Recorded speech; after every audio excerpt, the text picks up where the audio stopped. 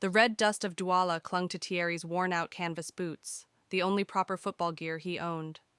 At 12 years old, he was a blur of skinny limbs and boundless energy on the rough pitch behind his home in Cameroon. He could make a deflated ball dance, weaving past older, heavier boys with a grace that seemed impossible. His biggest fan was his mother, Maman Cécile.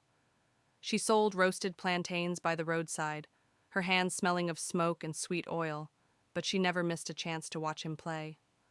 "Run, my lion!" she'd shout, her voice a proud rasp in the evening air.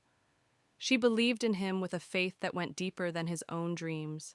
Every penny she could spare went to replace a ripped shirt or buy him a meal with extra protein.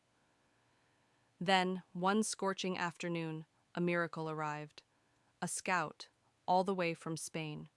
He'd seen Thierry play and offered him a place in the youth academy of FC Barcelona. The choice was agonizing. Maman Cécile looked at her son, his eyes wide with a terrifying hope, and knew what she had to do. "Go, my son," she whispered, clutching the faded passport. "Go and make your talent shine for the world." The first year in Barcelona was a brutal freeze after the warmth of home. The training was intense, the language was a frustrating barrier, and the other boys seemed so polished, so confident. He was lonely, a silent, skinny shadow missing the smell of his mother's cooking and the sound of her encouraging voice. He cried himself to sleep many nights, the white sheets of the dormitory a poor substitute for the comfort of his simple mat. But every time he thought of quitting, he pictured his mother's tired, hopeful face, and he laced up his boots again. He remembered her words, "Go, my lion." The triumphant return. 10 years passed, marked by grueling training sessions, minor league victories, and finally, a spectacular rise. The skinny boy from Douala, Thierry Eto'o, was now the undisputed best player at FC Barcelona. His name echoed through the massive stadium. His number 10 jersey was a global bestseller, and the trophies piled up. He had scored the winning goal in a Champions League final, a moment of pure, blinding glory. But all the gold and adulation felt hollow until he could share it with the one person who mattered. The private jet touched down on the tarmac in Douala. Thierry stepped out, no longer in a faded jersey, but a sharp, immaculate suit, his presence commanding. The entire city seemed to have poured out to meet him. He was driven through the familiar, dusty streets, which were now choked with cheering people. Every face was split by a joyous grin.